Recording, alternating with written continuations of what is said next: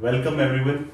I'm starting the lecture 3 of NTSC preparations, and this question belongs to the same chapter, forces and laws of motion.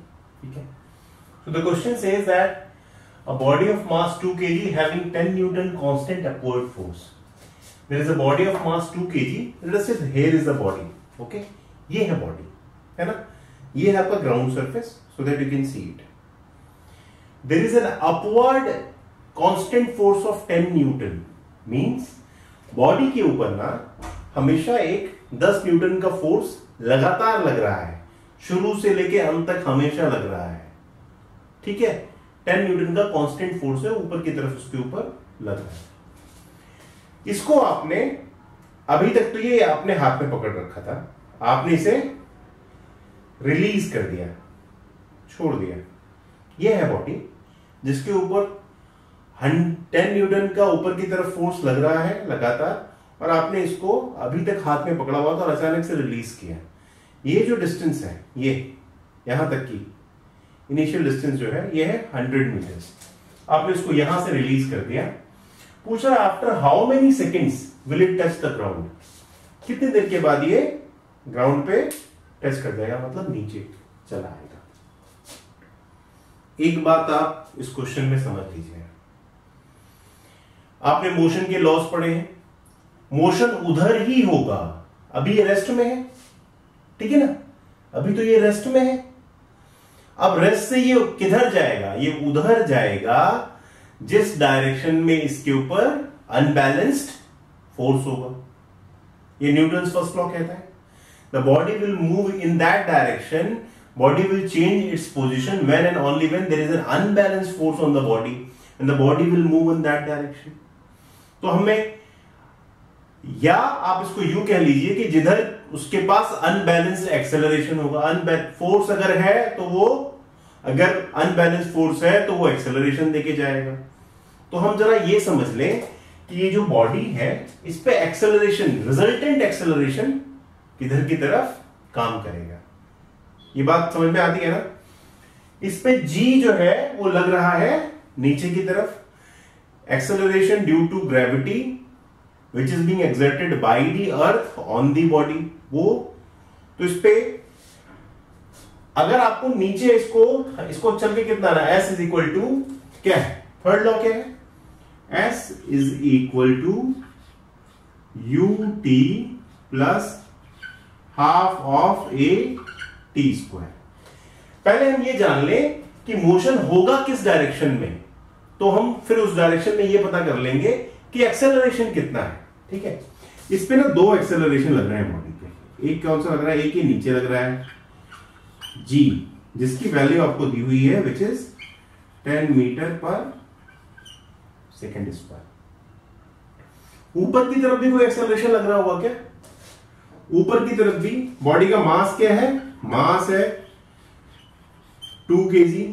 F force upward कितना है, 10 newton. तो F is equal to what, M into A.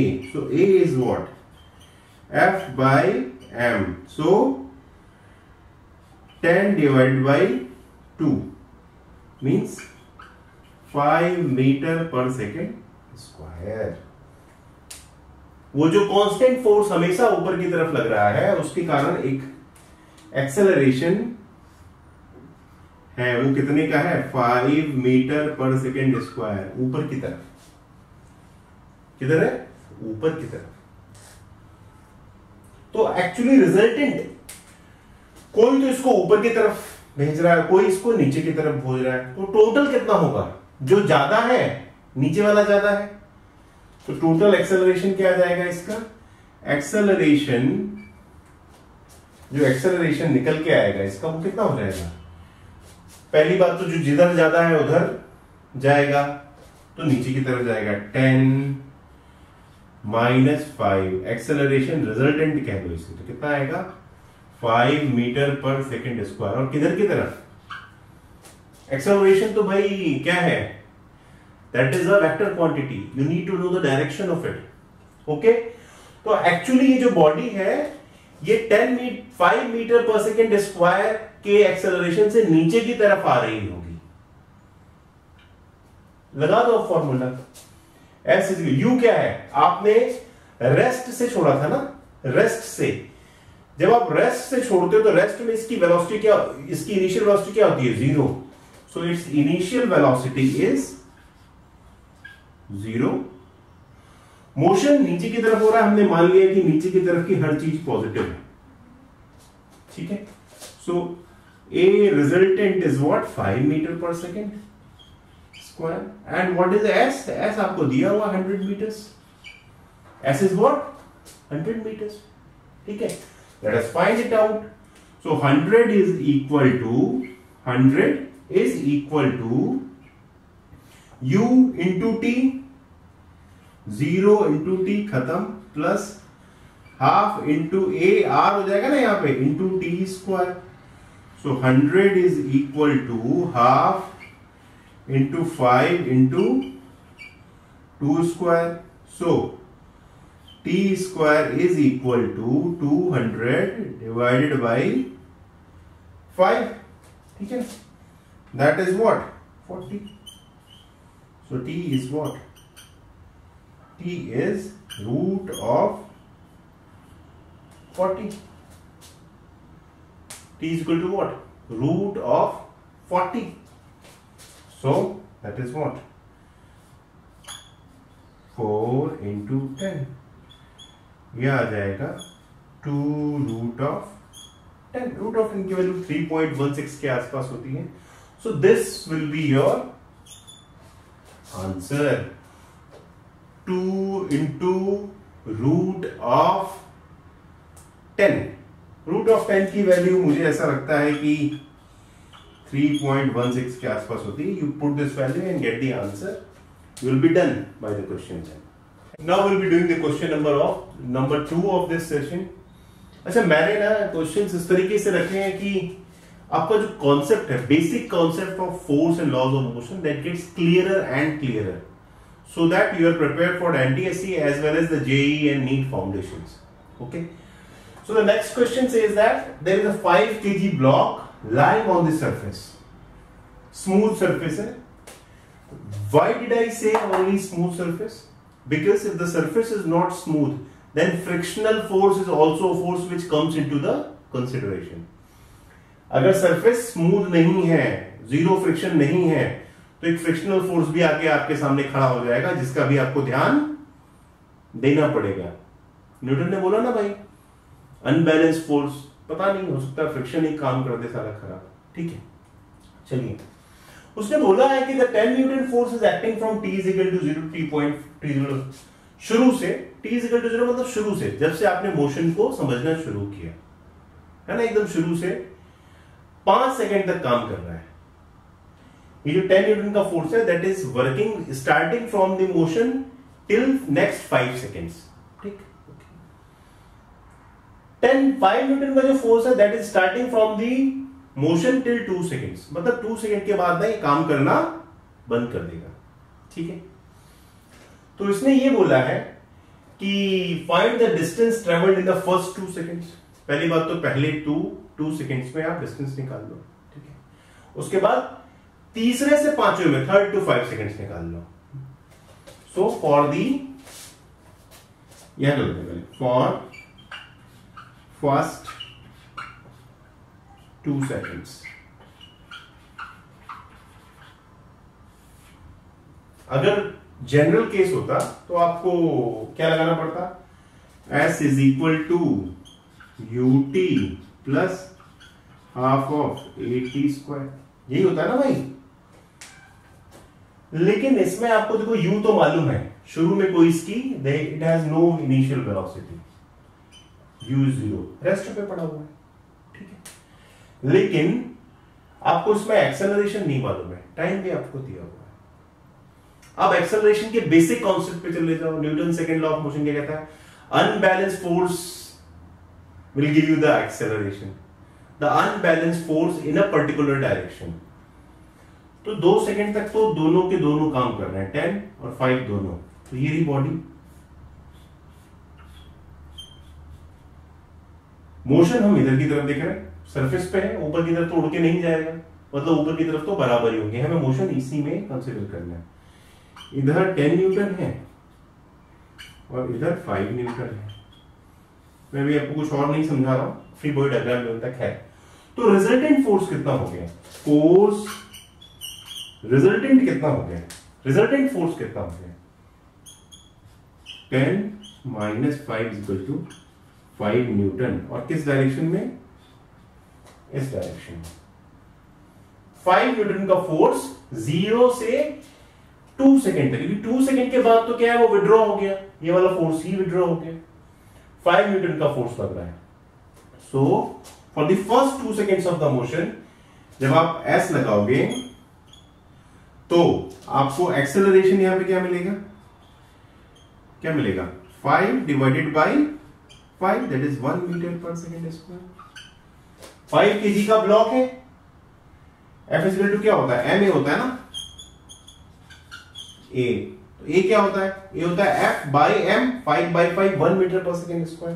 Okay, so S = what, ut 0 × 2, पहले flow second की बात है ना भाई, plus ½ × 1 × t², 2²। so S = what, 0 + 4/2, that is what, 2 meters, that's all। तो पहले 2 सेकेंड्स में ये बॉडी कितना ट्रेवल करेगी, ओनली 2 meters। ओके, आ जाइए भाई अगली की बात सुने। From 3rd to 5th seconds, ठीक है ना, 3rd to 5th second, 3rd, 4th और 5th 3 सेकेंड की स्टडी है ना। चलो भाई आ जाओ, फिर से यही फॉर्मूला लगाओगे आप, S = ut + ½ of a t²। Okay, अभी भी u 0 है क्या, is the u still 0, no. 2 second में तो ये यहां पे कहीं पहुंच गया ना, यहां पे कहीं पहुंच गया, और इसके पास कोई ना कोई वेलोसिटी भी है, क्योंकि इन पे फोर्स लगा था ना 5 न्यूटन का इस डायरेक्शन में। So let us find out the velocity here. क्या होता है, v = u + at, velocity at 3rd second, ठीक है। इनिशियली क्या था, 0 थी, +1, a क्या था यहां पे, 2 सेकेंड तक एक्सेलरेशन क्या था, a × 2, so that is what, 2 मीटर/सेकेंड। Okay, अब 3rd से 5th सेकेंड में, यहां से मान ला कि ये 3rd पे आ गया, 3rd सेकेंड यहां से शुरू हो गया, यहां से आगे अगर आपको जानना है कि अब बॉडी किस एक्सेलरेशन में मूव कर रही है, तो आप क्या करेंगे, रिजल्टेंट फोर्स पे ही डिपेंड, अनबैलेंस फोर्स पे डिपेंड करेगा कि आपका एक्सेलरेशन कितना है। तो बॉडी बना लीजिए, आ जाइए भाई, ठीक है, ये नीचे ऊपर कोई दिक्कत नहीं है, यहां पे ये 10 न्यूटन और ये फोर्स अब 2 सेकेंड के बाद वो फोर्स अब खत्म हो गया, ठीक है। तो अनबैलेंस फोर्स कितना है, F 10 Newton, so A resultant is what, 10 / 5, that is 2 मीटर/सेकेंड²। आ जाइए, तो फ्रॉम 3rd to 3rd से 5th में कितने सेकेंड हुआ, 5 - 2, 3rd से स्टार्ट हुआ है ना, 3rd से स्टार्ट हुआ है, 2 से 3 पूरा, 3 से 4 और 4 से 5। S = u क्या है, 2 × 3 seconds + ½ × अगेन, अभी क्या है 2, ठीक है ना, A क्या हो गया, 2 × 3 का होल स्क्वायर, यही तो है। आ जाइए 6 + 2 से 2 गया 9, that is was 15 meters। So the distance traveled from 3rd till 5th seconds will be 15 meters। So this is how we will be doing the questions of NCERT, not NCERT, for the NTSC, so that you are preparing well for the exams of NTSC as well as preparing a good foundation for the JEE and NEET. Thank you very much. So this is one more question. Question बहुत simple है कि बंदूक होती है ना, बंदूक आपने उठा के एक गोली जो है इसका मास m1 है, bullet that has been fired into a block of wood which has mass m2. Fire करते हैं ना आपने, कैपिटल m1 मास की जिसका वेलोसिटी कैपिटल v था उसको उठा के इसमें फेंका, जाके उसमें लगी और उसके अंदर ये ब्लॉक, लेट अस से दिस इज द ब्लॉक, गोली आई उसके अंदर आके घुस गई, बाहर नहीं निकल पाई, इसके अंदर घुस गई। बोला है कि अब इसके अंदर घुस गई तो ये दोनों कितनी वेलोसिटी से आगे पूरे का पूरे अंदर घुसा हुआ है और ये जो ब्लॉक था दोनों साथ हो गए, बाहर तो निकली नहीं। तो what is the velocity of that whole system? There has been two things. Whenever there is a question and if there are given some conditions, please look into that. That will clear your concepts. There are two things there. Number one, the role of friction is negligible. Because if the role of friction would be there, then outer एक और force आ जाएगा जो कि उस system का नहीं है। Because the conservation of momentum can only be applied when the internal forces of the system only working. अगर कोई भी बाहर से फोर्स आ गया, अदर देन सिस्टम में क्या है, यहाँ पे M2 में जब वो घुस गए M1 में जाके तो उनकी इंटरनल फोर्स हो गए, ठीक है ना। यहाँ पे क्या था, इस पे कोई भी फोर्स अभी नहीं था, ठीक है। तो कंजर्वेशन मूवमेंट, दूसरा ये बोला है कि मास का कोई लॉस नहीं है। क्या होता है जब गोली जाके लड़ी, मान लो कि इस टुकड़े में से, लकड़ी के टुकड़े में से जनरली कुछ चीजें टूट जाती, फट जाती, तो मास कम हो जाता, but they have said that the mass is intact. ना इसने कुछ लूज किया ना इसने कुछ लूज किया। So okay, what does the conservation of momentum says? Conservation of momentum क्या कहता है आपका? कंजर्वेशन ऑफ मोमेंटम ये कहता है, कंजर्वेशन ऑफ मोमेंटम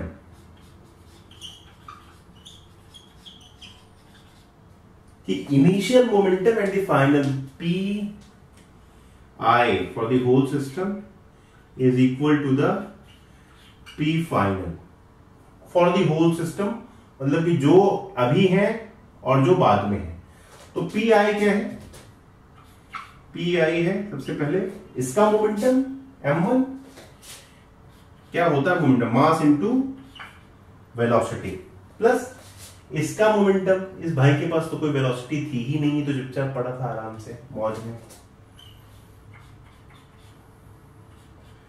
इस बेचारे का तो भाग्य ही खराब था, आराम से मौज ले रहा था, ये आई और चढ़ के इनके ऊपर आक्रमण कर दिया। ये तो शांति में था ना। तो what is the initial momentum? P initial is m1 into p। ठीक है, अब ये आई और इनके अंदर सवार हो गई, bullet Rani I and she entered into the stomach of the wood, बाहर भी नहीं निकाल सकता। तो वजन जो है पूरे शरीर का, जो वुड के पूरा शरीर है उसका वजन बढ़ गया। अब क्या है P फाइनल में ये दोनों मिलके एक एंटिटी हो गई और इनका वजन कितना हो गया मालूम है? m1 प्लस m2, ठीक है। सो m1 प्लस m2 एक ही ब्लॉक है अभी, ठीक है। हमने ये मान लिया कि इसकी वेलोसिटी v है, स्मॉल v है। So by the conservation of momentum, Pi is equal to what? Pf। तो क्या होगा अब यहाँ पे? M1 capital V is equal to M1 plus M2 into small v. Small v will be what? M1 capital V divided by M1 plus M2. Very simple question and it is done. So please keep on understanding, या समझते रहना कि कोई कुछ भी क्यों होता है। इन क्वेश्चंस की सहायता से आप अपने कॉन्सेप्ट्स को क्लियर भी कर सकते हैं। You can prepare well for the upcoming challenges of IIT and JEE. Okay, thank you very much.